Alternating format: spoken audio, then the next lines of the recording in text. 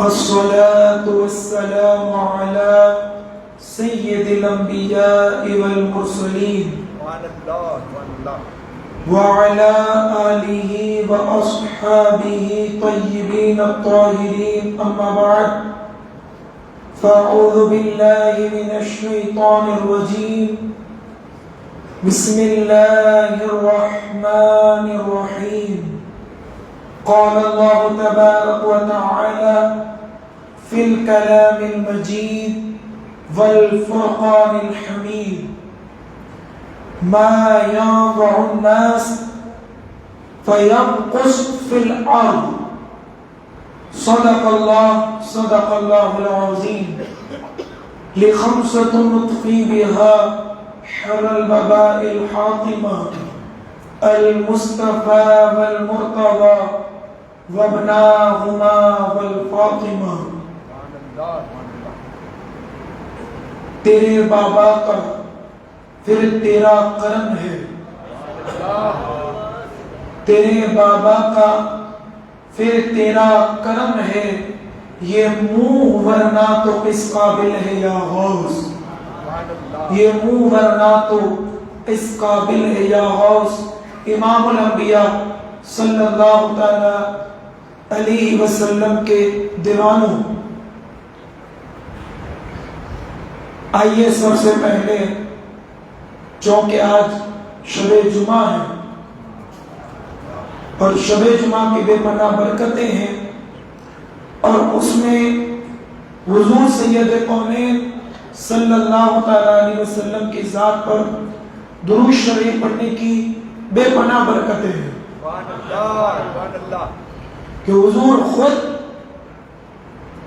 شب جمعہ اور یوم جمعہ میں درود پڑھنے والے کے درود کو سنتے ہیں. اس رات کے لیے ایک بہت ہی مشہور درود ہے جس کو درود شب جمعہ کہا جاتا ہے. اس کی فضیلت اور برکت یہ ہے کہ جو بندہ خدا حضور کا چاہنے والا اس درود کو ہر شب جمعہ پڑھے تو سید کونین ایک نہ ایک دن اس کے خاک میں تشریف لاتے ہیں.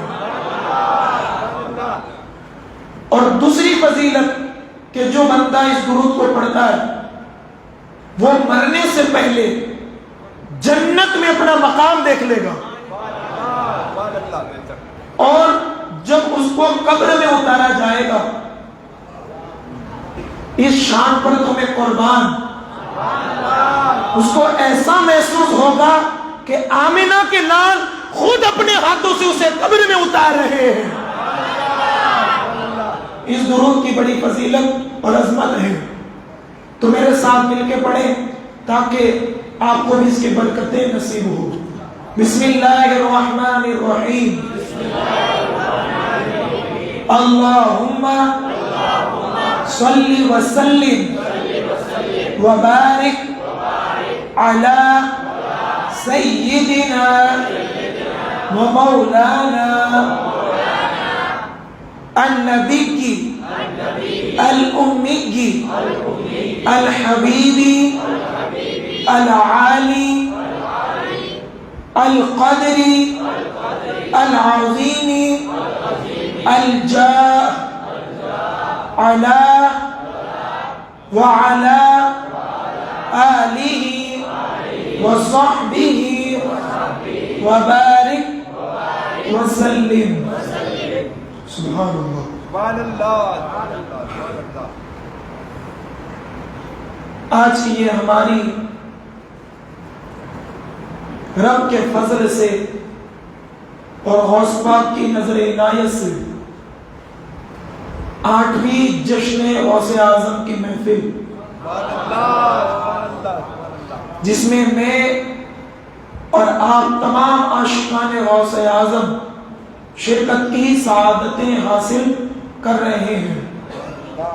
اللہ کریم ہم سب کی حاضری کو قبول فرمائے اور اس محفل پاک کے حاضری کے صدقے اللہ ہمیں سچی غوث پاک کی غلامی نصیب فرمائے.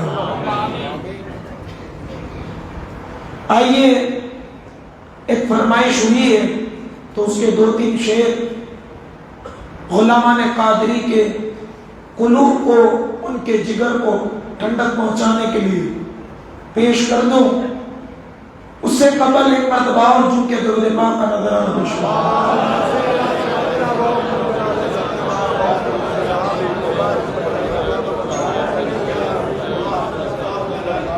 آپ نرالے شان نرالی غوث اعظم جیلانی. آپ نرالے شان نرالی غوث اعظم جیلانی.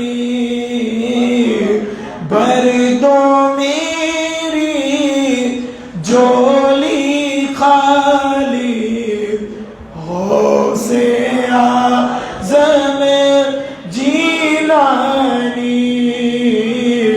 بر دو میری جولی خالی غوث اعظم جیلانی. آپ کی ماں نے اپنے شکم میں آدھا حافظ کر دیا. 17 پارے کے حافظ سرکار غوث پاک کی اماں بھی ہے اور سرکار غوث پاک خود بھی تھے پیدا ہونے کے بعد کہ آپ کی ماں نے اپنے شکم میں آدھا حافظ کر دیا. آپ کی ماں بھی اللہ والی غوث اعظم جیلانی. آپ کی ماں بھی اللہ والی غوث اعظم اور آپ کے والد نے انجانا سیب جو بایا اس کے عوض. آپ کے والد نے جانا سیب جو کھایا اس کے عوض. باغ کی بر سو کی رکھوالی غوث اعظم جیلانی.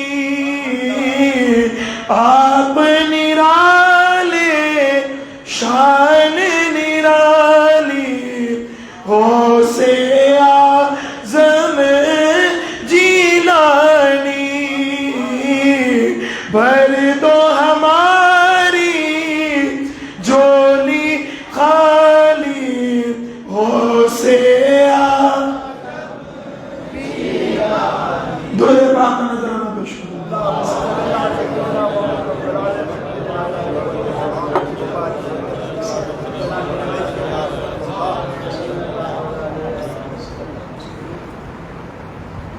کل کی محفل میں ہم نے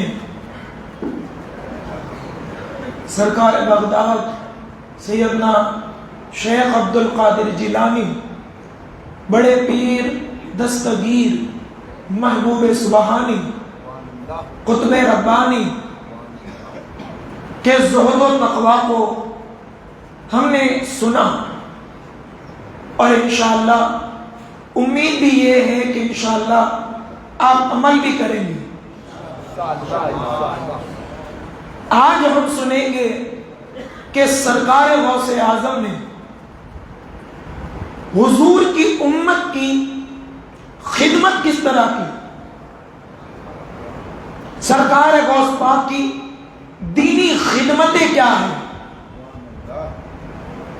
اس کو ہم انشاءاللہ سنیں گے اور اپنے اندر بھی دین کی خدمت کا جذبہ پیدا کریں گے۔ اب دیکھیں کہ جو اللہ کے دین کی مدد کرتا ہے پھر اللہ اس کو کیا مرتبہ اور مقام عطا فرماتا ہے۔ اللہ کریم ارشاد فرماتا ہے ما ينفع الناس، جو لوگوں کے لیے نفع کا سبب بنتے ہیں، ما ينفع الناس، جو لوگوں کے لیے نفع بخش بنتے ہیں، فَيَمْقُسْ فِي الْأَرْضِ، تو اس کو ہم زمین پر ٹھہرائیں گے، اس کی شہرت کو زمین پر پھیلا دیں گے، اس کو زمین پر قائم کر دیں گے، اس کی محبت کو زمین والوں کی دلوں میں پیدا کر دیں گے۔ پتا چلا آج ہر جگہ، ہر کوچہ، ہر کریا، ہر ڈگر، ہر نگر، ہر شہر، ہر بستی، ہر علاقہ، ہر ملک یا غوث ہو رہا ہے۔ وجہ کیا؟ سرکار بغداد نے اپنی پوری زندگی حضور کی قریب امت کی خدمت کی، امت کے لیے نفع بخش بنے، بھوکوں کو کھلایا، جو بے علم تھے ان کو علم دیا، جو راہ سے بھٹکے تھے ان کو راہ دکھائی، خدمت کرتے رہے۔ اللہ نے اس کا یہ برکت اور یہ صلہ دیا کہ آج کائنات کے چپے چپے میں شیخ عبد القادر کا نام لیا جا رہا ہے۔ یہ ہے دین کی خدمت کا صلہ، اور یقیناً آپ اللہ والوں کی تاریخ پڑھ کے دیکھ لیں، خود بھی غور کریں۔ سرکار غریب نواز مزار کے قریب میں آج بھی لنگر، صابر پاک مزار کے قریب میں آج بھی لنگر، نظام پاک مزار کے قریب میں آج بھی لنگر۔ اسی طرح پڑھتے جائیں گے سرکار غوث اعظم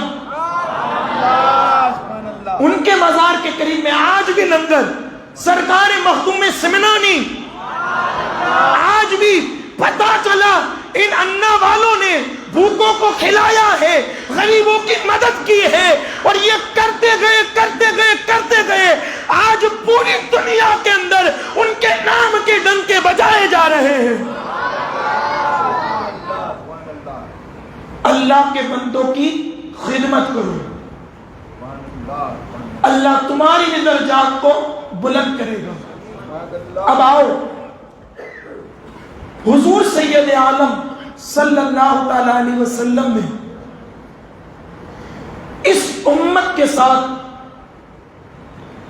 اس طرح محبت کے ساتھ، اور کیوں نہ ہو سارے نبیوں کی اپنی امت سے محبت ایک طرف، اور ایک طرف آمنہ کے لال کی اپنی امت سے محبت، کوئی اس کا مقابلہ کر نہیں سکتا۔ حضور نے اپنی زندگی کے ہر لمحے میں ہم گنہگار امتیوں کو یاد فرمایا۔ حد تو یہ ہے کہ جو ہمارا نبی پیدا بھی ہو رہا ہے، سجدے میں ہے، لب جنبش کر رہے ہیں، سننے والوں نے سنا کہ حضور کے لبوں پر پیدا ہوتے وقت بھی یہی تھا، اے اللہ میری امت کو بخش دے۔ یہ نور پیدا نہیں ہوا، اس سے پہلے بھی اپنی امت کی فکر، اپنی امت سے محبت، پیدا ہوتے وقت بھی امت سے پیار، اور جب تک میرے آقا اس ظاہری دنیا میں رہے امت سے پیار۔ اور حد تو یہ ہے آج مزار میں بھی اپنی امت سے اتنی پیار کر رہے ہیں کہ ہم یہاں سے پکارے وہاں وہ سنے مصطفیٰ کی سماعت پہ لاکھوں سلام۔ مصطفیٰ کا دیوانہ چاہنے والا غریب اگر بھاونا گھر کے اندر جامع مسجد میں بھی بیٹھ کر حضور کو پکارتا ہے، آمنہ کے لال آج بھی اس کی مدد فرما رہے ہیں۔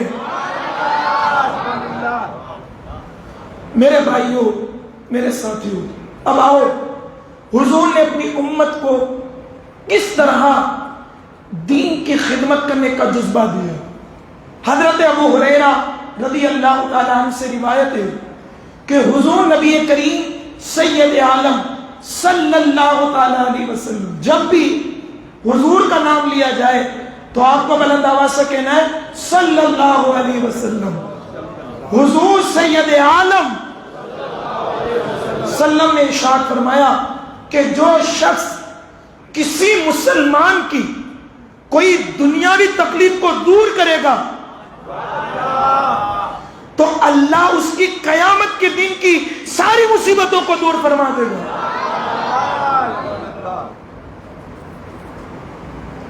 جو شخص دنیا میں کسی تنگ دست کے لیے آسانی کرے گا، جو غریب ہے اس کے لیے آسانی کرے گا، تو اللہ تعالیٰ دنیا اور آخرت میں اس کے لیے آسانی پیدا فرما دے گا۔ اور جو شخص دنیا میں کسی مسلمان کی پردہ پوشی کرے گا، اس کے اندر عیب ہے پھر بھی چھپائے گا، اگر کوئی بندہ کسی مسلمان کی پردہ پوشی کرے گا تو حضور فرماتے کہ اللہ دنیا اور آخرت میں بھی اس کی بھی پردہ پوشی فرمائے گا۔ اور سنیں، اللہ تعالیٰ اس وقت تک اپنے بندے کی مدد کرتا رہتا ہے۔ کیا فرماتے ہیں حضور کہ اللہ اس وقت تک اپنے بندے کی مدد فرماتا رہتا ہے جب تک وہ بندہ اپنے کسی مسلمان بھائی کی مدد کرتا رہتا ہے۔ یہ ہے میرے بھائیوں، مدد کرنے والے بنو، اپنے غریب مسلمانوں کا ہاتھ پکڑو، جو تنگ دستے ہیں ان کے لیے آسانیاں پیدا کرو، جو مصیبتوں میں ہے اس کے لیے مصیبتیں مزید نہیں بڑھاؤ بلکہ اس کی مصیبتوں کو کم کرو۔ اگر یہ کرتے جاؤ گے اللہ تمہارے درجات کو بلند فرماتا جائے گا۔ اب میرے آقا سید کونین صلی اللہ تعالی علیہ وسلم نے اس امت کو کس طرح میرے عزیزوں لوگوں کی خدمت کرنے کا جذبہ ارشاد فرمایا۔ حضرت ابو ہریرہ رضی اللہ تعالیٰ عنہ سے روایت ہے، اور یہ حدیث پاک بخاری اور مسلم دونوں میں ہے۔ سبحان اللہ۔ حضرت ابو ہریرہ بیان کرتے کہ ایک شخص رسول کریم کی خدمت اقدس میں حاضر ہو کر عرض کیا کہ میں فاقے سے ہوں، میں غریب ہوں، کئی دنوں سے کھانا نہیں کھایا، میں فاقے سے ہوں۔ تو آپ نبی کریم صلی اللہ علیہ وسلم نے اپنے کسی زوجہ محترمہ کی طرف پیغام بھیجا۔ انہوں نے کہا کہ اس ذات کی قسم جس نے آپ کو حق کے ساتھ مبعوث فرمایا ہے، میرے پاس تو پانی کے سوا دوسری کوئی چیز ہے ہی نہیں۔ پھر آپ نے دوسری بیوی کی طرف پیغام بھیجا، انہوں نے بھی کہا میرے پاس کچھ نہیں ہے، یہاں تک کہ کئی بیویوں کے پاس حضور نے پیغام بھیجا۔ بالآخر آپ نے فرمایا جو شخص آج رات اس مہمان کی مہمان نوازی کرے گا اللہ اس پر رحم و کرم فرمائے گا۔ تو انصار میں سے ایک شخص نے کھڑے ہو کر عرض کی یا رسول اللہ، میں صلی اللہ تعالی علیہ وسلم اس مہمان کی مہمان نوازی کرنے کے لیے تیار ہوں۔ وہ شخص اسے اپنے گھر لے گیا۔ یہ ہے مسلمان۔ حضور کے کہنے پر وہ شخص اسے اپنے گھر لے گیا اور بیوی سے پوچھا کہ تمہارے پاس کھانے کی کوئی چیز ہے؟ بیوی نے کہا نہیں، صرف بچوں کا کھانا ہے۔ کس کا کھانا ہے؟ صرف بچوں کا کھانا ہے۔ اس نے کہا کہ بچوں کو کسی چیز سے بہلا دو،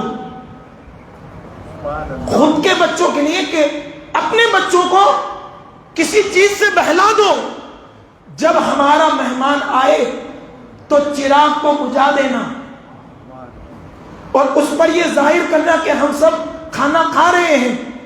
جب وہ کھانا کھانے لگا تو تم اٹھ کر چراغ کو بجھا دینا۔ راوی کہتے ہیں کہ پھر وہ سب بیٹھ گئے اور مہمان نے کھانا کھا لیا۔ صبح جب وہ حضور کی بارگاہ میں پہنچا تو آپ صلی اللہ تعالی علیہ وسلم نے فرمایا گزشتہ رات مہمان کے ساتھ آپ دونوں کے حسن سبب کی وجہ سے اللہ نے آپ کے دونوں کے درجات کو بلند فرما دیا ہے۔ یہ ہم تھا بچوں کے لیے گھر میں کھانا، لیکن مہمان آیا غریب، کہا کہ بچوں کو کسی طرح پھسلا کر بہلا کر انہیں سلا دو، اور اگر وہ بھی نہ ہو سکے تو اگر ہمارا مہمان آ کر یہ بھی کہے گا کہ بھائی میں کھا رہا ہوں تو تم بھی کھا لو، تو بات یہ کہ کھانا ایک کا ہے اور ہم اتنے، تو بات کیسے بنے گی؟ کہا کہ بیوی کرنا یہ کہ چراغ کو بجھا دینا، مہمان کھاتا جائے گا، جب ہم سے پوچھے گا کہ آپ کھا رہے ہو یا نہیں کھا رہے ہو تو ہم بھی کہہ دیں گے ہم بھی کھا رہے ہیں۔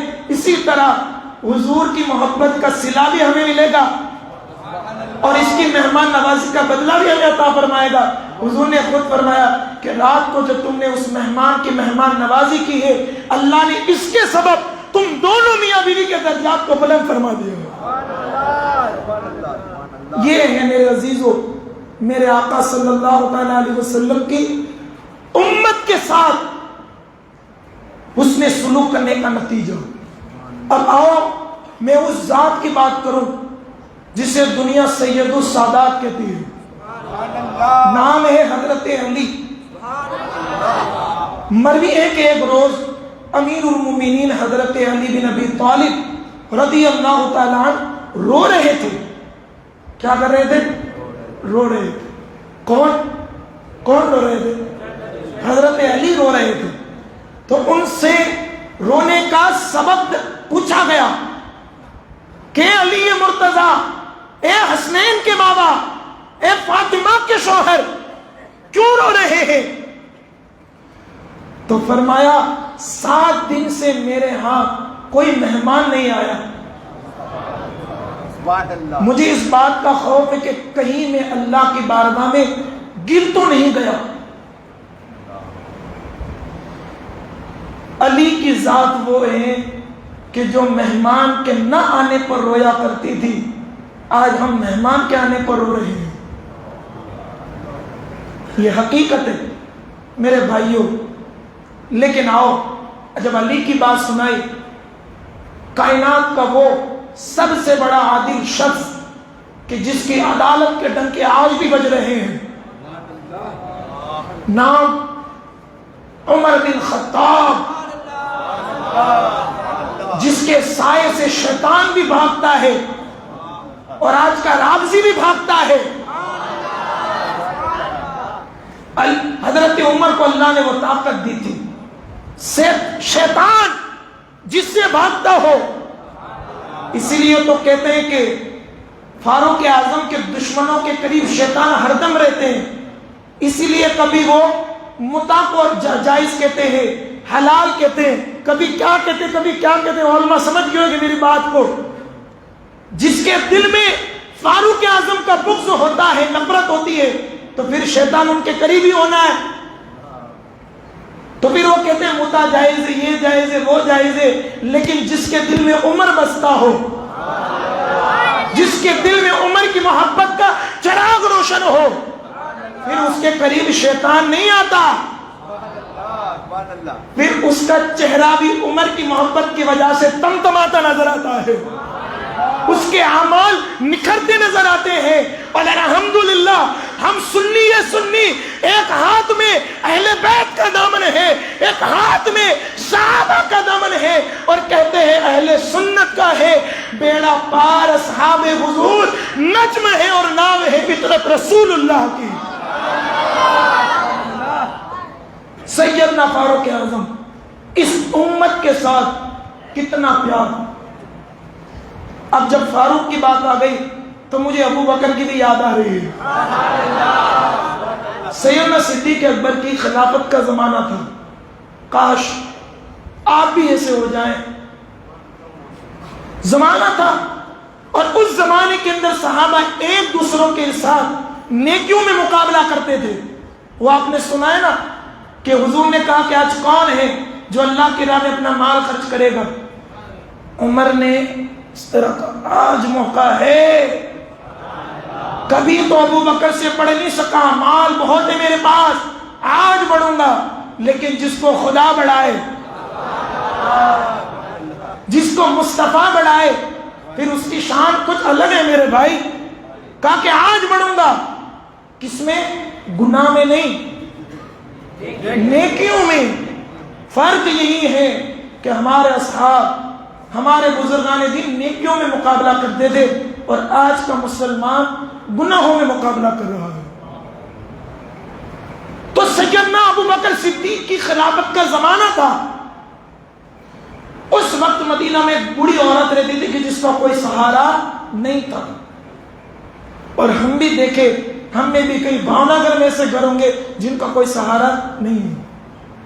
سیدنا صدیق اکبر سبحان اللہ, ان کی خدمت کرتے تھے. کیا کرتے تھے؟ اس عورت کے پاخانے تک کو صاف کرتے تھے, جس کو میرے محبوب نے جنتی ہونے کی بشارت دی ہے. اور حضور کے بعد, انبیاء کے بعد جو انسانوں میں سب سے افضل ہے, اس ذات کا نام ابو بکر صدیق ہے, جس کو حضور نے کہا کہ یہ میری غار کا بھی ساتھی ہے اور قیامت کے دن بھی میرا ساتھی ہے. جس کی بیٹی مصطفیٰ کی بیوی ہو, جس کو سسور مصطفیٰ ہونے کا شرف حاصل ہے, سسور ابو بکر صدیق, کس کے؟ حضور کے. لیکن کمال دیکھیں آپ, 4 خلفاء ہیں, اس میں سے 2 حضور کے سسور ہیں, 2 داماد ہیں. ابو بکر اور عمر دونوں سسور ہیں. دونوں کی بیٹیاں سیدنا نبی کریم سید عالم صلی اللہ تعالی علیہ وسلم کی نکاح میں تھی. اور حضرت عثمان اور حضرت علی, یہ دونوں میرے آقا کے داماد. یہ شان. تو سیدنا صدیق اکبر اس خاتون کی خدمت کرتے, اس کے پاخانے کو صاف کرتے, اسے کھانا کھلاتے, پھر اس کے کپڑوں کو دھلتے, اس کے گھر کا پانی بھرتے. کون؟ امیر المومنین. اور آپ کی خلافت کا زمانہ ہے. یہاں تو 4 پیسے کیا ہے, ہم اپنی حیثیت کو بھول جاتے ہیں. پھر غریب کو تو پاس میں کھڑے رکھنا اپنے لیے شرم محسوس کرتے ہیں. یہ اس امت کا امیر المومنین ہے. بڑے بڑے پیسے والے اس کے سامنے کوئی اوقات نہیں رکھتے, بلکہ پیسے والے تو میں دور کہوں, بڑے بڑے متقیوں کو جس در کی خیرات ملی ہے اس در کا نام در صدیق اکبر ہے. وہ جو ہے اس بڑھیا کی خدمت کرتے تھے. سیدنا فاروق اعظم تک بھی یہ بات پہنچی کہ ایک خاتون رہتی ہے. دل میں ارادہ کیا کہ چلو نا میں بھی جاؤں خدمت کے, لیکن پتہ نہیں تھا کہ یہاں پہلے سے ہی کوئی خدمت کر کے جا رہا ہے. رات کے وقت ایک مرتبہ نکلے, گھر گئے تو دیکھا پانی بنا ہوا ہے, عورت بوڑھی خاتون کا لباس صحیح ہے, کھا پی کر آرام سے بیٹھی ہوئی ہے. بات سمجھ میں نہیں آئی.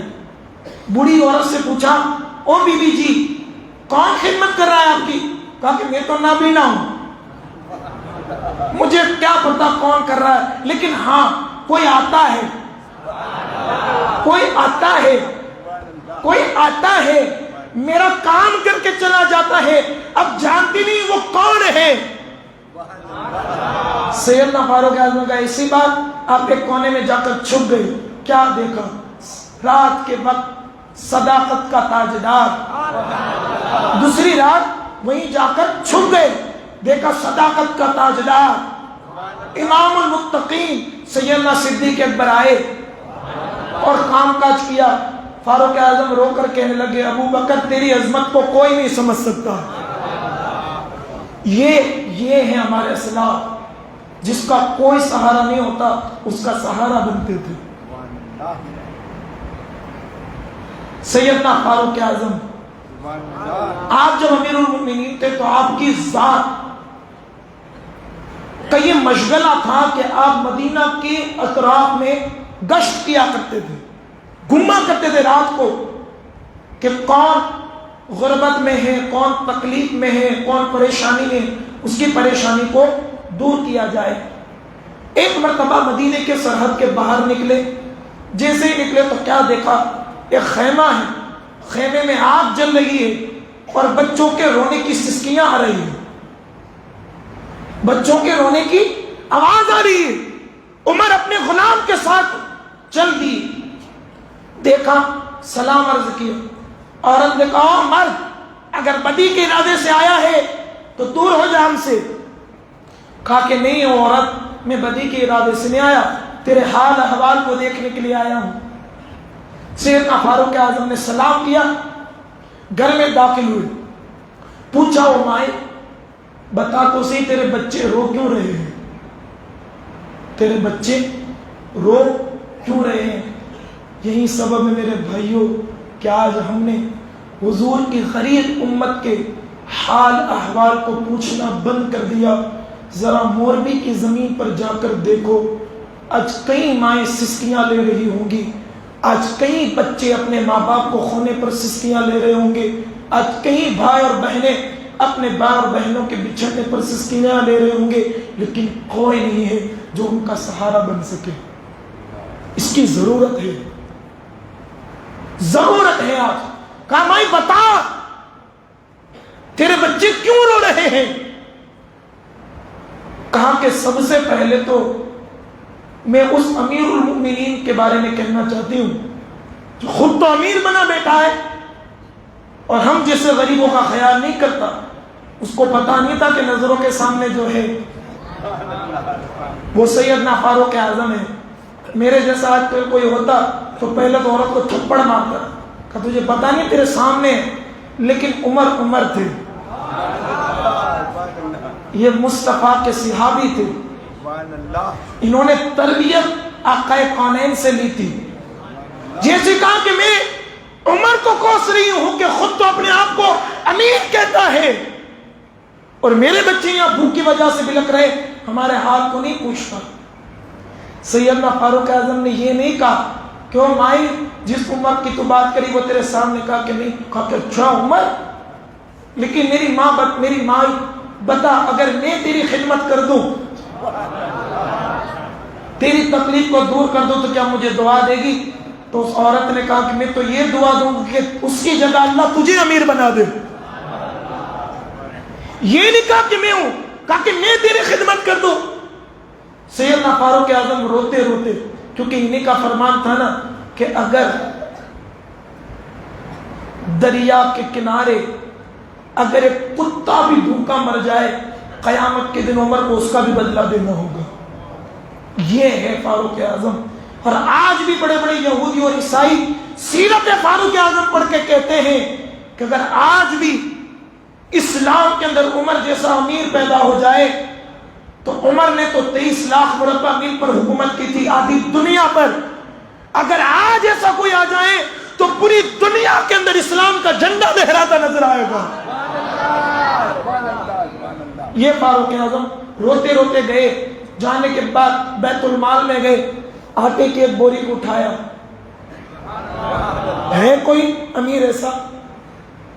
یہاں تو بڑے بڑے قوم کے لیڈر اے سی کے اندر، ایئر کنڈیشن کمروں کے اندر چین کی نیند 20 سے 25 ہزار کے بیڈ پر سو رہے ہوتے ہیں، اور قریب ہی میں گھر میں غریب کے بچے سسکیاں لے رہے ہوتے ہیں، جوان بچیاں رو رہی ہوتی ہیں، غربت کی وجہ سے باپ شادی نہیں کرا دے رہا۔ یہ ہے چیز۔ لیکن عمر سبحان اللہ گئے، آٹے کی بوری اٹھائی، کنستر، گھی وغیرہ جو بھی کھانے کی اشیاء تھی اس کو اٹھایا، لیکن بعض روایتوں میں یوں بھی لکھا ہے کہ آٹے کی بوری میں سیدنا فاروق اعظم نے کچھ دینار اور درہم بھی ڈال دیے تھے تاکہ مائی جب ان کے جانے کے بعد کھولے تو اسے پیسہ بھی مل جائے۔ گئے اور جانے کے بعد خود نے کہا کہ لو یہ آٹا، آٹے کو تیار کرو، اور سیدنا فاروق اعظم نے چولہے کو جلانے کا اہتمام کیا.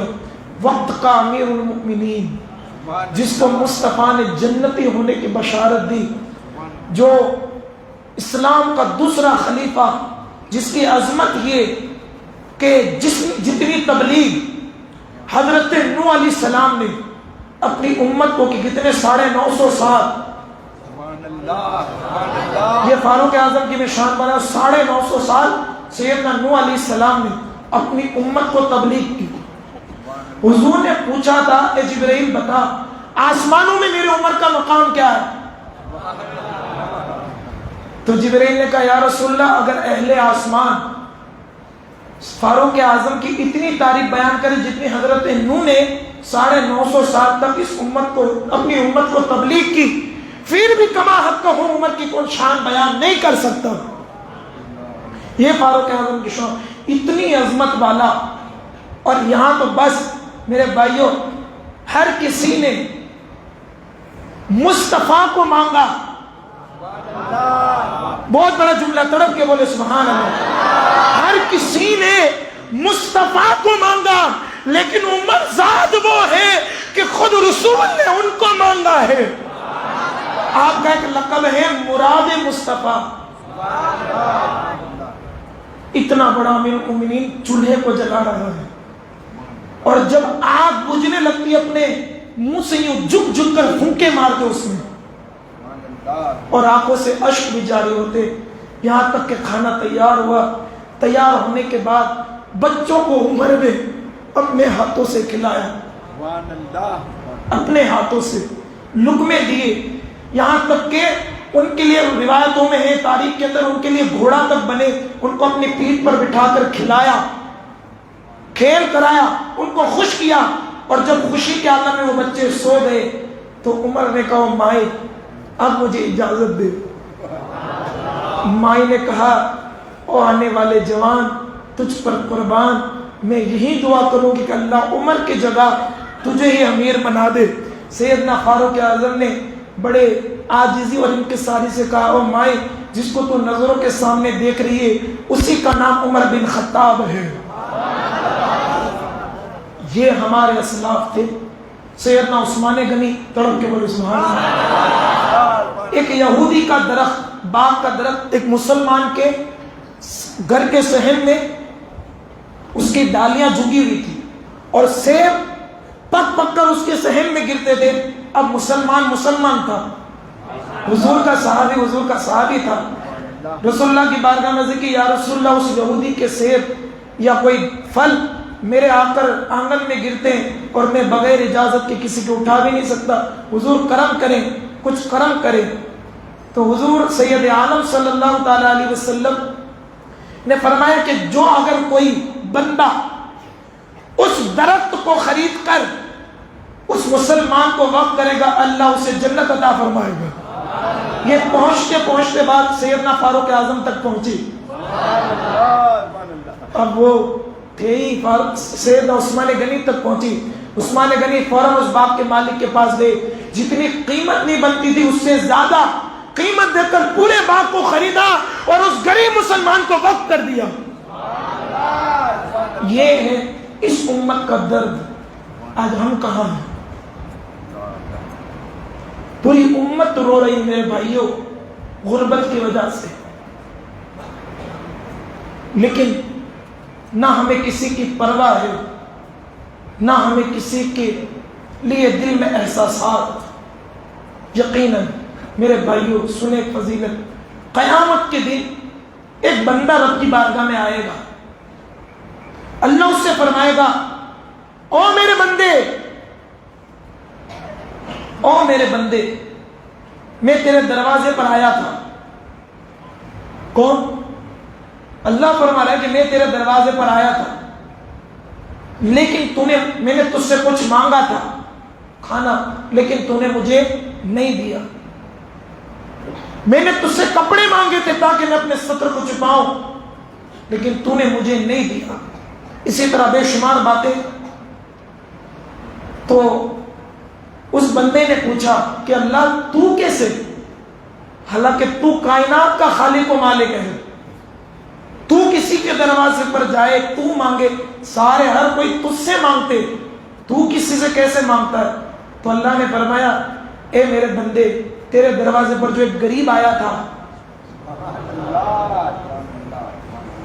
وہ میں ہی تھا، اپنی شایان شان، لیکن تو نے اسے دھتکار دیا۔ میرے بھائیوں، غریبوں کی مدد کرو، مفلسوں کی مدد کرو، اس امت کی خدمت کا جذبہ لے کر اٹھو۔ اس امت کی خدمت میں اللہ نے بڑا صلہ رکھا ہے۔ آپ جانتے ہیں جب حضرت جبرائیل میرے آقا کے ساتھ معراج کے لیے گئے تو حضور کا دریائے رحمت جوش پر تھا۔ حضور نے فرمایا مانگ جبرائیل، کیا مانگتا ہے؟ ہمارا آقا وہ ہے جو فرشتوں کے امام کو بھی کہتا ہے مانگ، کیا مانگتا ہے؟ نبی مختار کل ہے، جس کو چاہے جو عطا کر دے۔ مانگ کیا مانگتا ہے؟ تو جبرائیل سوچنے لگے اور سوچنے کے بعد کہا یا رسول اللہ میری خواہش ہے کہ جب آپ کی گنہگار امت پل صراط پر گزر رہی ہو تو میں اپنے پروں کو ان کے قدموں کے نیچے بچھاؤں تاکہ وہ ڈگمگائیں نہیں۔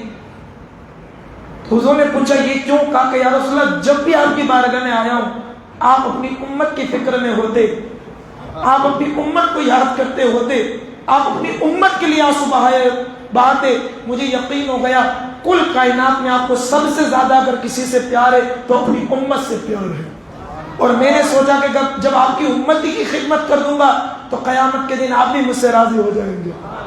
حضور کی امت کی خدمت کرنا یہ مصطفیٰ کو بھی راضی کرنے کا ذریعہ ہے، خدا کو بھی راضی کرنے کا ذریعہ ہے۔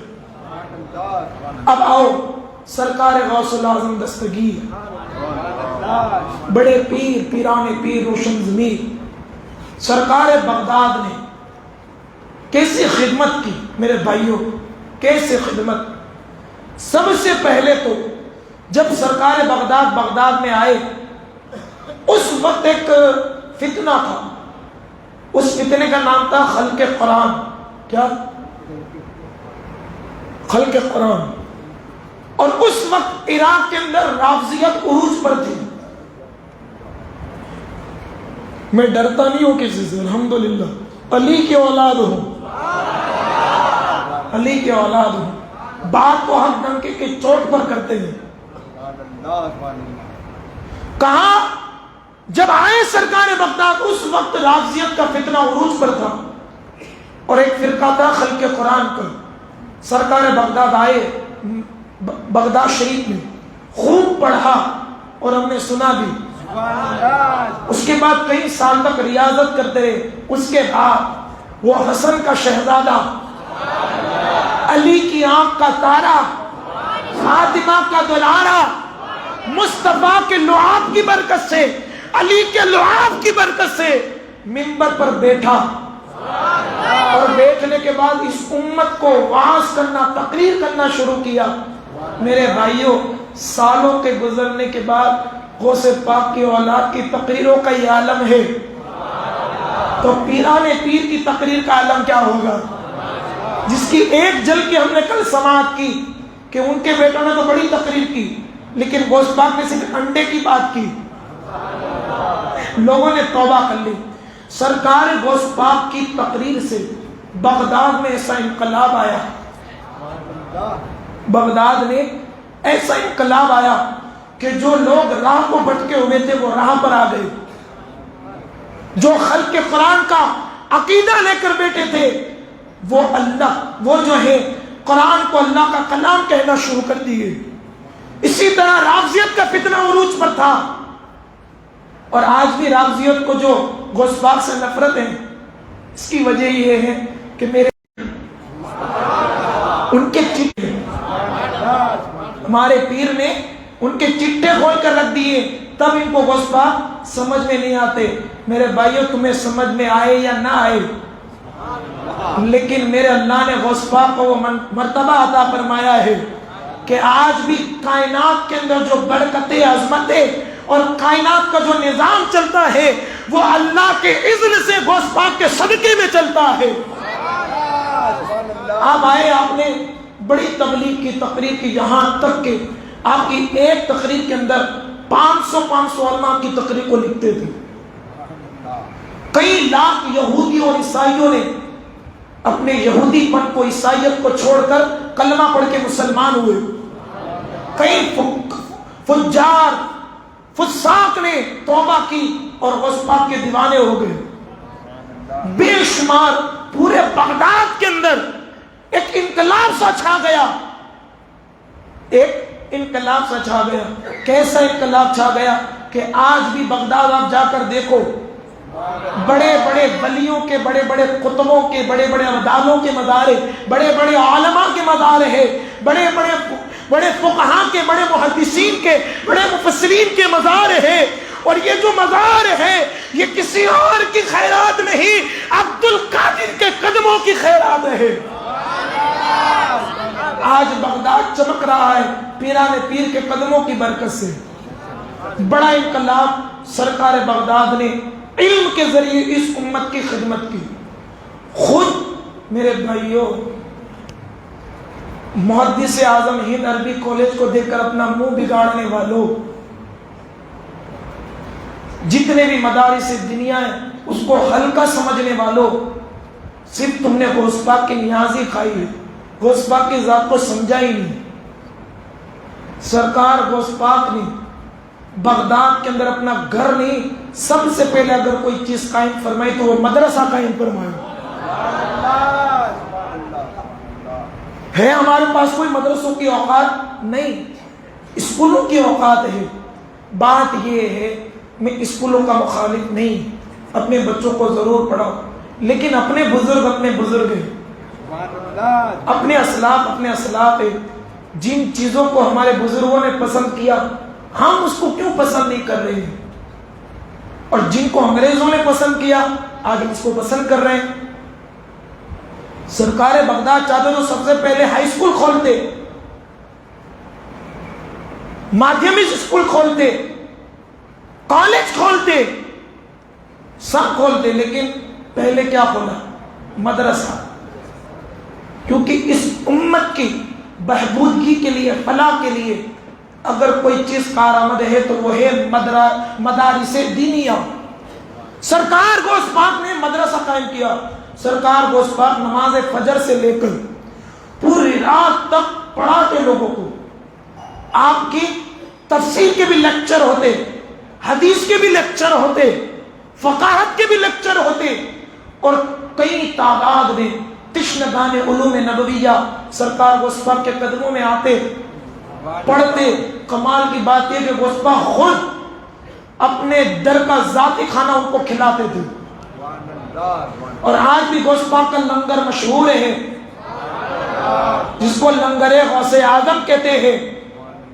دیوانوں کو پسند آتا ہے، دشمنوں کو شرک لگتا ہے. دیوانوں کو پسند آتا ہے، دشمنوں کو شرک و بدعت لگتا ہے. جس کو شرک و بدعت لگتا ہے انہیں شرک و بدعت مبارک ہو، لیکن الحمدللہ ہم قادری ہیں. ہم تو بڑے ناز سے کہتے ہیں جسم میں جو بیماریاں ہیں، جو تکلیفیں ہیں، وہ غوث کا ایک دانہ جب حلق میں جاتا ہے اللہ اس کے ذریعے ہمیں شفا عطا فرما دیتا ہے. یہ دیوانوں کی بات ہے میرے بھائیوں. ہمیں الحمدللہ غوث پاک کی نیاز قبول، 11ویں قبول، غوث پاک کے نام کا مرغا قبول. جن کو کوے قبول وہ کوے کھائیں. چلتا نہیں تھا، کن ذہن تھا، کچھ یاد نہیں رہتا تھا. بزرگان دین لکھتے ہیں کہ سب سے زیادہ اپنے شاگردوں میں سرکار غوث اعظم اگر کسی سے محبت کرتے تھے، جس کو کوئی اپنا نہیں بناتا اسے عبد القادر اپنا بناتے ہیں. اس کن ذہن بچے سے غوث پاک بڑی محبت کرتے ہیں، بڑا پیار کرتے ہیں. آج میں آپ کو یہاں رک کر ایک بات کہہ رہا ہوں. آج ہمارے گھر کا یہ ماحول ہے، آپ خود بھی دیکھ رہے ہوں گے کہ جن بچوں کے ذہن ہوتے ہیں ہم اس پر بڑی توجہ دیتے ہیں. میرا بیٹا تو یہ وہ، لیکن دوسرا ہی بچہ جس کا ذہن نہیں ہوتا، ایسے تو بیچارے کا ذہن ہوتا ہی نہیں، لیکن ماں باپ کے تانوں کی وجہ سے، ماں باپ کے سخت جملوں کی وجہ سے وہ خود بھی محنت کرنا چھوڑ دیتا ہے. لیکن اگر وہی ماں باپ جس طرح اپنے ذہین بچے کو بڑے حوصلے دے رہے ہیں، اگر اس بچے کو بھی حوصلہ دیا جائے تو میری یہ عقل کہتی ہے اور ہم نے پڑھا بھی ہے کہ ایک طرف وہ ذہین بچہ وہ کمال کر کے نہیں دکھاتا جو یہ کن ذہن بچہ، اس کو جب اچھے جملوں سے یاد کیا جائے، اس کے احساسات کو ابھارا جائے، اس کی حوصلہ افزائی کی جائے تو کائنات کے اندر وہ تارا بن کے چمکتا ہوا نظر آتا ہے. ہم نے اپنے کمزور بچوں کے حوصلوں کو گرا دیا. اسی وجہ سے وہی بچے میرے بھائیوں مزدوری کی طرف جا رہے ہیں.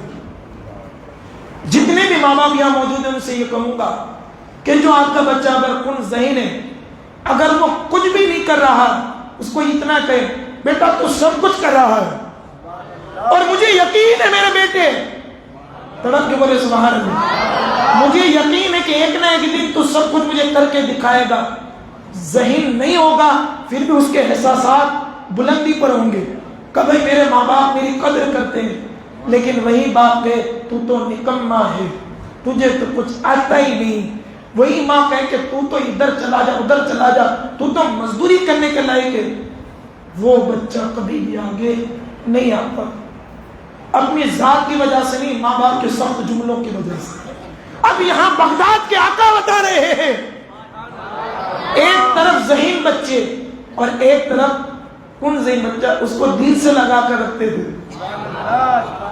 اتنی محبت تھی کہ ایک مرتبہ کسی نے پوچھا حضور اس سے اتنی محبت کیوں کرتے؟ کہا کہ مجھے یقین ہے کہ یہ چند دنوں کے بعد اس کا انتقال ہونے والا ہے، اور ایسا ہی ہوا. پھر سرکار گوشت پاک کا یہ معمول تھا کہ آپ نان بائی سمجھتے ہیں، روٹیاں بنانے والے، اس کو کہتے ہیں نان بائی. گوشت پاک چپکے سے جا کر ان کو اپنے پیسوں میں سے کچھ پیسے مزید دے کر آتے اور کہتے سن، اگر کوئی بغداد کا غریب تجھ سے روٹی اگر خرید نہ سکے تو عبد القادر کے پیسوں میں سے اس کو روٹی دے دینا، کیونکہ وہ بھوکا نہ سورت پڑے. آپ ملاح کے پاس جاتے، کشتیاں چلانے والوں کے پاس، اس کو جا کر کہتے لے میری رقم میں سے یہ پیسے. کہتے کہ اگر کوئی غریب غربت کی وجہ سے تیری کشتی کا سہارا نہ لے سکے، عبد القادر کے پیسوں میں سے اس کے پیسے لے لیجیے. یہ ہے میرے آقا بغداد کے آقا سیدنا شیخ عبد القادر جیلانی. کب خدمت کریں گے اس امت کی؟ ہم امت چیخ چیخ کر رو رہی ہے. بھاؤ نگر کے اندر کئی غریبوں کے گھر ایسے ہوں گے کہ جن کی بچیاں غربت کی وجہ سے غیروں کے ہاتھ میں ہاتھ دے رہے ہیں، جن کے بچے آج میں عرفان بھائی موجود ہیں. میں آپ کو ایک پریکٹیکلی میری آج کا ایک واقعہ بتاؤں. جب میں نماز مغرب پڑھ کے باہر نکلا، ایک پیارا سا بچہ جھولی اٹھا کر اس طرح کھڑا تھا. میں نے اس کے سر پر ہاتھ پھیرا، کہا کہ بیٹے اسکول جاتا ہی نہیں جاتا، پڑھنے کے لیے جاتا؟ وہ روکے کہتا نہیں باپو. کہا کہ بیٹے پڑھنا چاہیے پڑھنا چاہیے. کہا کہ باپو پیسے نہیں. یہ حالات ہیں. یہ ایک بچہ نہیں، ایسے ہزاروں بچے اس امت کے ہیں جو مسجدوں کے دروازوں پر بھیک مانگ رہے ہیں. اس سے قبل چند لڑکیاں یہاں موجود تھی دروازے پر. کیوں تھی؟ کیونکہ ان کے سر پر کوئی شفقت کا ہاتھ رکھنے والا نہیں ہے. یہ سرکار بغداد کی ذات، اگر کوئی غریب تجھ سے روٹی نہ خرید سکے میرے پیسے سے دینا، اگر کوئی کشتی پر سوار نہ ہو سکے پیسہ نہ ہونے کی وجہ سے میرے پیسے میں سے دینا. کب عمل ہوگا اس سیرت پر؟ اب آؤ ایک اور بات شاید آپ کے دل کو لگے. میرے عزیزوں میرے بھائیوں، درود پاک کا نذرانہ پیش کروں.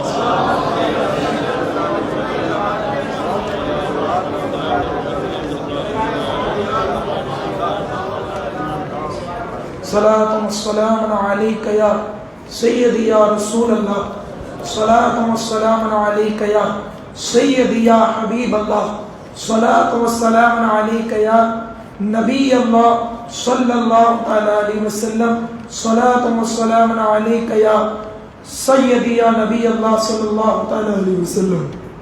سرکار غوث پاک کی بارگاہ میں ایک بزرگ جن کا نام ہے شیخ ابو صالح، کیا نام ہے؟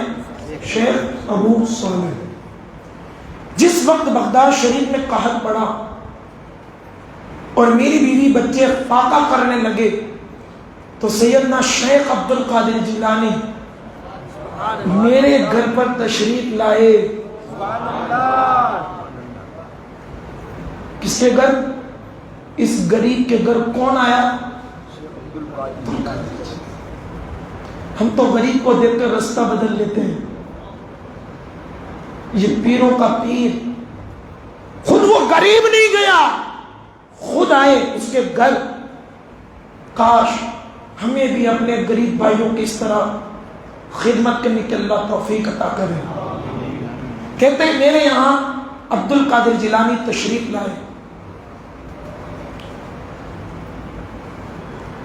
اور ایک تھیلی گیہوں عطا کر کے فرمایا کہ اس تھیلی کا منہ اوپر سے بند کر کے ایک کنارہ کھلا رہنے دو اور اسی میں سے گیہوں نکال کر کھا لیا کرو، مگر اس میں نہ کسی کو دیکھنے کی اجازت نہیں ہے اور اس کا منہ کھولنے کی بھی اجازت نہیں ہے۔ حضرت شیخ ابو صالح بیان کرتے کہ ہم لوگ 5 سال تک دیکھ اتنی پکتی ہے محبت میں، ہزاروں لوگوں پر بھاری ہوتی ہے، یہ صدقہ غوث اعظم کے نام کا ہے۔ ہم نے دیکھا ہے بڑے بڑے عقیدت، سچی عقیدت ہوتی ہے، بنا ہوتا ہے 200 لوگوں کا، لیکن غوث پاک کے نام کے صدقے 2000 لوگ کھا کر چلے جاتے ہیں۔ امت دیکھ رہی ہے سب کچھ، نام کے کس کا صدقہ ہے؟ غوث پاک کے نام کا صدقہ ہے۔ تو کہتے ہیں شیخ ابو صالح کہ ہم 5 سال تک گیہوں نکال کر کھاتے رہے۔ ایک بوری تھی، ایک بوری چلتی کتنا ہے؟ مہینہ بھی، زیادہ سے زیادہ گھر میں زیادہ لوگ ہیں تو ہفتہ، ہم کھاتے رہے اس میں سے ایک مرتبہ۔ لیکن جب ایک مرتبہ میری بیوی نے اوپر سے تھیلی کا منہ کھول دیا اور اس میں دیکھا تو اس میں اسی قدر گیہوں موجود تھے جو 5 سال پہلے پیران پیر عبد القادر جیلانی ہمیں دے کر گئے تھے، اتنے گیہوں موجود تھے، یہاں تک کہ ایک ہفتے کے اندر وہ ختم۔ جو 5 سال تک ختم نہیں ہوئے وہ ایک ہفتے میں ختم۔ پھر حضرت ابو صالح کہتے ہیں کہ یہ ماجرا لے کر میں پیران پیر کے دربار میں حاضر ہوا تو عبد القادر جیلانی نے فرمایا ابو صالح اگر تیری نسل قیامت تک کھاتی رہتی، اگر تیری بیوی اس کا منہ نہ کھولتی، اگر اسے دیکھتی نہیں اور تم کھاتے جاتے قیامت تک تیری نسل اسی گیہوں سے کھانا کھاتی رہتے۔ کہنے کی بات یہ ہے کہ عبد القادر جیلانی غریبوں کی مدد کرتے تھے۔ اسی طرح دیکھیں آج ہمارے یہاں جو بیماریاں پھیلتی ہیں، کرونا وائرس جیسے بھی آیا تھا، وہ لوگ جو ساتھ اٹھنے بیٹھنے اور جینے مرنے کے وعدے کرتے تھے وہ کہاں غائب ہو گئے پتہ ہی نہیں چلا۔ حقیقت ہے، اور میں حقیقت ہی سے پردہ اٹھا رہا ہوں۔ لوگ بھول جاتے ہیں، سگا بھائی اپنے بھائی کو بھولتا ہے۔ مصیبت کے وقت بغداد میں بھی مصیبت آئی تھی، یہ کورونا تو کوئی چیز نہیں ہے، طاعون کی بیماری جس کا ذکر قرآن تک میں آئی، موتوں کا انبار لگ گیا، سارے لوگ پیران پیر کی بارگاہ میں حاضر ہوئے، کہا حضور کرم کرے۔ آج کا اگر کوئی ہوتا کہ تجھے میرا ہی گھر دکھا،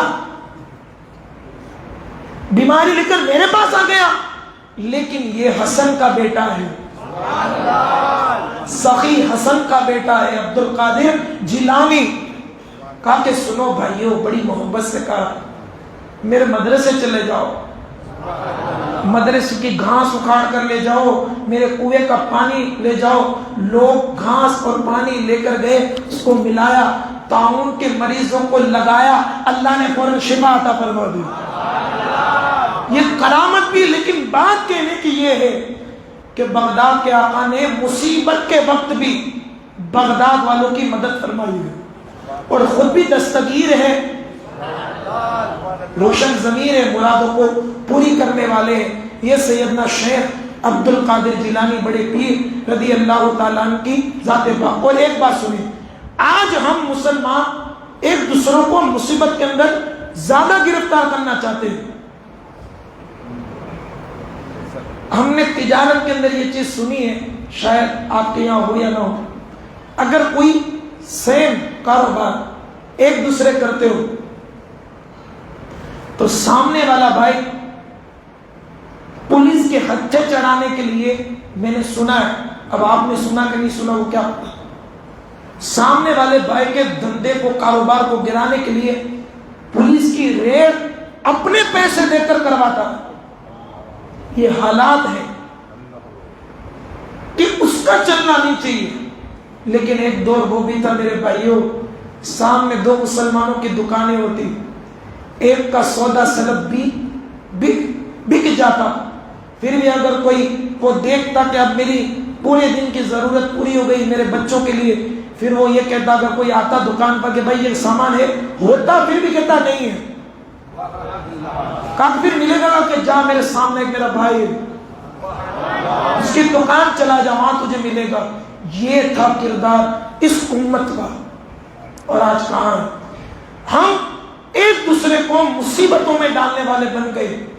اسی لیے آج ہم ہر کوئی مصیبت کے اندر نظر آ رہا ہے. لیکن اگر ہم لوگوں کو مصیبت سے نکالنے والے بنتے تو آج ہمارے سروں پر بھی مصیبتوں کا سایہ نہیں ہوتا. سنیں، حضرت شیخ عبداللہ جمالی بیان کرتے ہیں کہ محرم شریف سن ہجری 559 میں تقریباً 300 افراد، کتنے؟ 300 افراد حلب کے رہنے والے حضور غوث پاک کی زیارت کے لیے حاضر ہوئے. 300 لوگ شہر حلب کے رہنے والے سرکار بغداد کی زیارت کے لیے حاضر ہوئے.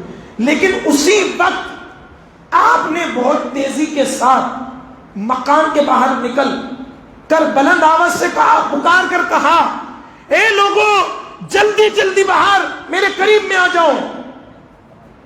سرکار بغداد ایک حجرے میں بیٹھے تھے اور یہ 300 لوگ بھی اسی میں تھے. محفل شروع تھی، لوگ زیارت کر رہے تھے، آپ بیان کر رہے تھے. اتنے میں آپ بیان کو چھوڑا، بھاگے بھاگے باہر آئے اور کہا، لوگوں باہر آ جاؤ سب میرے پاس، جلدی جلدی آ جاؤ. چنانچہ جب تمام لوگ باہر نکل آئے اور اندر کوئی نہیں رہا تو ایک دم برآمدے سے چھت گر پڑی اور تمام لوگ محفوظ رہے. پھر آپ نے فرمایا کہ میں جس وقت مقام کے اندر تھا مجھ سے کہا گیا کہ چھت گرنے والی ہے، لہٰذا میں نے خطرے کو محسوس کرتے ہوئے تم سب کو باہر بلا لیا. یہ میں نے اپنی بات کی یا پیران پیر کی؟ اور آج مولوی والوں کا ہونا نقصان، ہمارا کیا ہے؟ یہی سوچ ہے نا ہماری. میرے بھائی، مسلمان دنیا کے کسی خطے میں رہتا ہو، وہ تیرا بھائی ہے. رشتہ ایمان ہے تمہارا. مولوی نے ہمارا کیا لینا دینا؟ ایسا نہیں ہے. جاؤ، اللہ نے اگر آپ کو وسعت دی ہے، جا نہیں سکتے تو کسی کے ذریعے مدد پہنچاؤ. وہاں کئی گھر اجڑ چکے، مولوی کے شہر کی گلیوں سے بچوں کے رونے اور چلانے کی آوازیں آ رہی ہیں. اور اگر ہم نے ان کی مدد رسانی نہیں کی، قیامت کے دن میرے بھائیوں ہمارا بھی دامن پکڑا جائے گا، پکڑا جائے گا. امت کے درد کو اپنا درد سمجھو. میرے کسی بزرگ نے کہا تھا اگر کوئی بندہ یہ چاہتا ہے کہ اگر اس کے ہر کام اللہ بنا دے، اللہ اس کے ہر کام کو بنا دے، اس کی ہر دعا کو پوری کرے، تو اسے چاہیے کہ وہ ہمہ وقت حضور کی غریب امت کی خدمت کیا کرے اور اپنی دعاؤں میں بھی اپنے لیے دعا نہ مانگے، حضور کی امت کے لیے دعا مانگے۔ جب وہ حضور کی امت کے لیے دعا مانگے گا، اللہ اس کی دعائیں خود بخود قبول فرما لے گا۔ ہمیں اپنے احساسات کو بلند کرنے کی ضرورت ہے۔ سب کی مدد کرے۔ بھاونا گھر میں بھی کئی علاقے ایسے ہوں گے جن کو شام کو کھانا نہیں ملتا ہوگا، اور اخبارات کے طرف نیوز بھی پڑھتے ہیں کہ فلاں کا لڑکا شراب کے نشے میں دھت ہو کر مر گیا، فلاں کا لڑکا شراب کے کاروبار میں پکڑا گیا، فلاں کا لڑکا یہ کرتا پکڑا گیا، یہ کرتا پکڑا گیا، وہ کرتا اور اس کو قیدی بنا لیا۔ ہماری صرف اخبار پر نظر ہوتی ہے، ذرا اس کے گھر پر جا کر بھی تو دیکھو میرے بھائیوں کہ اس نے یہ رستہ کیوں اختیار کیا، شراب کے قریب کیوں آیا، یہ شراب کے کاروبار کے قریب کیوں آیا، جوئے کے کاروبار کے قریب کیوں آیا؟ کیوں؟ بچپن ہی سے غربت دیکھ رہا تھا، کوئی اس کا سہارا نہیں تھا، اب اس نے سوچا کہ جلدی مالدار بننے کے لیے اس طرف چلا جاؤ، کوئی ہاتھ پکڑنے والا نہیں ہے۔ آج ہمارے یہاں خدا را میرے بھائیوں، آج آپ نے دیکھا سرکار بغداد نے اس امت کی کیسے خدمت کی ہے۔ انشاءاللہ ہم بھی کریں گے، کہیں انشاءاللہ۔ اگر مال دیا خدا نے تو مال کے ذریعے، طاقت دی خدا نے تو طاقت کے ذریعے، کچھ بھی نہیں ہے اگر ایک پانی پلا کر بھی کسی غریب کی مدد کر سکتے ہیں تو کیجئے، غریب کی مدد کیجئے۔ اس کا بڑا صلہ ہے۔ جن کی بیٹیاں گھروں میں بیٹھی ہوئی ان کے گھروں پر جائیے، چپکے سے ان کی امداد کیجیے۔ جن کے بچے یتیم ہو گئے ان کے سروں پر ہاتھ پھیریے، ان کا سہارا بنیے۔ ضرورت ہے اس دور کی، اور یہی غوث پاک کی سیرت ہمیں سکھاتی ہے۔ صرف نیازوں پر اکتفا نہ کریں، اس امت کے غریب کی لوگوں کی بھی غوث پاک کی سیرت پر عمل کرتے ہوئے مدد کریں۔ اور بالخصوص آخری بات، جتنے میرے جوان ہیں، کون کون جوان ہے ذرا مجھے بتائیں، اللہ کے حوصلوں کو بلند کریں۔ اس وقت اس امت کے لیے جوانوں کو بیدار ہونے کی ضرورت ہے۔ صحابہ میں باضابطہ ٹیمیں بنائی جاتی تھی جوان صحابیوں کی، اور وہ ٹیم جا کر غریبوں کی مدد کرتی تھی پیسوں کو اکٹھا کر کے۔ آج ہم جوانوں کو بھی ٹیم بنانے کی ضرورت ہے کہ جہاں غریب احساس کم تری کا شکار ہو، ہم فوراً اس کے گھر پہنچیں اور اس کی مدد کر دیں۔ کریں گے انشاءاللہ۔ پھر دیکھیں آپ میرے بھائیوں، جوانوں، کیونکہ جوان جو ہوتا ہے اس کے ہاتھ اور پیر میں بڑی تازگی ہوتی ہے۔ جوان لوگ اس امت کی خدمت کریں گے، بوڑھے لوگ بھی کریں گے، اور بوڑھے لوگ ساتھ میں مسجد میں اللہ کی بارگاہ میں ان جوانوں کے لیے دعا بھی کریں گے کہ اللہ ان کو اور حوصلہ دے اور ہمت دے۔ ایسے ٹرسٹ کو قائم کیجئے، ایسی کمیٹی کو قائم کیجئے کہ جس بھی غریب تک امداد نہیں پہنچتے ہم اس کو انشاءاللہ وہاں تک پہنچائیں گے۔ اور یہ تو 11ویں کا مہینہ ہے، اگر غوث پاک کے نام پر بڑی دیگ بنا سکتے ہیں تو غوث پاک کے نام سے غریب کی مدد کیوں نہیں کر سکتے؟ غوث پاک کے نام کا جلوس نکال سکتے، ضرور نکالنا چاہیے۔ غوث پاک کے نام سے ایک غریب بچی کی شادی کیوں نہیں کرا سکتے؟ کرا سکتے۔ ایک یتیم کا سہارا کیوں نہیں کر سکتے؟ سہارا بن سکتے۔ کیجئے۔ اس سال 11ویں غوث پاک کی اس طرح بھی بنائیے، پھر دیکھیں بغداد والے آقا سے اتنا راضی ہوں گے، آپ نے سوچا نہیں ہوگا اس سے زیادہ آپ کو عطا فرمائیں گے انشاءاللہ۔ مولا تعالیٰ اللہ کہنے سننے سے زیادہ ہمیں عمل کی توفیق عطا فرمائے، اور اس دکھیاری امت کے اللہ ہمیں خدمت کی توفیق عطا فرمائے۔ وما علینا الا البلاغ۔ السلام علیکم ورحمۃ اللہ وبرکاتہ.